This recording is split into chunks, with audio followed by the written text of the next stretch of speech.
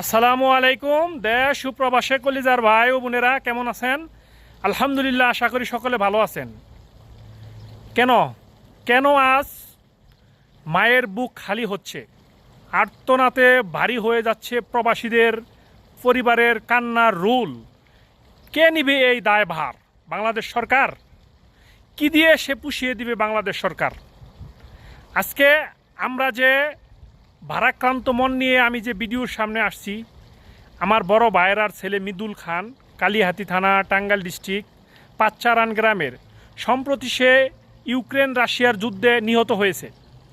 কিন্তু সে তো যুদ্ধের জন্য বিদেশে গিয়েছিল না, সে তো একটা ফার্মের কাজের জন্য রাশিয়াতে গিয়েছিল 7 লক্ষ টাকা খরচ করে। সরকার তাকে বিএমইটি পাস দিয়েছে, তার সম্প্রতি ভালো পাসপোর্ট ভিসা সম্পূর্ণ এককভাবে, সেটা সম্পূর্ণ কোনো ভেজাল নাই, কোনো ঝামেলা নাই। সরকার, পররাষ্ট্র মন্ত্রণালয় এবং বাংলাদেশের যে প্রবাসী কল্যাণ মন্ত্রণালয়, বৈদেশিক কর্মসংস্থান মন্ত্রণালয়, সবাই তো জানে যে সে রাশিয়া কাজের জন্য গেছে। তাহলে তাকে কিভাবে সেখানে রাশিয়াতে যুদ্ধে পাঠানো হলো? তাহলে বাংলাদেশ সরকার সেটা জানে না কেন? কে আজকে এই মায়ের চোখের পানি মুছে দিবে? কে আমাদের আর্তনাদ? আমরা এখন দুশ্চিন্তায় কাঁদতে কাঁদতে আমরা সবাই, আমাদের পুরা ফ্যামিলি, পুরা আমরা অবাক হয়ে গেছি।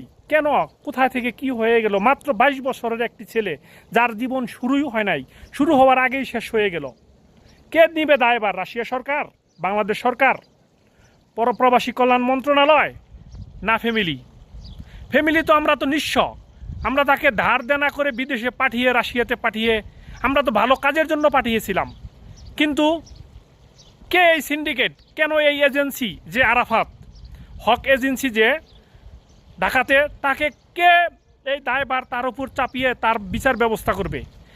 আমি প্রবাসী কল্যাণ মন্ত্রণালয়ের কাছে আকুলভাবে, প্রবাসীর পক্ষ থেকে আমি বিনীতভাবে অনুরোধ জানালাম, কে এই আরাফাত, তাকে শাস্তির আওতায় আনা হোক। তার যে এজেন্সি, হক এজেন্সি, তার লাইসেন্স বাতিল করা হোক। যার কারণে আজকে এই শত শত সন্তানের বুক খালি হচ্ছে, শত শত সন্তানের মায়ের বুক খালি হচ্ছে, ফ্যামিলি পথে বসে যাচ্ছে। কে এই দায়ভার নিবে?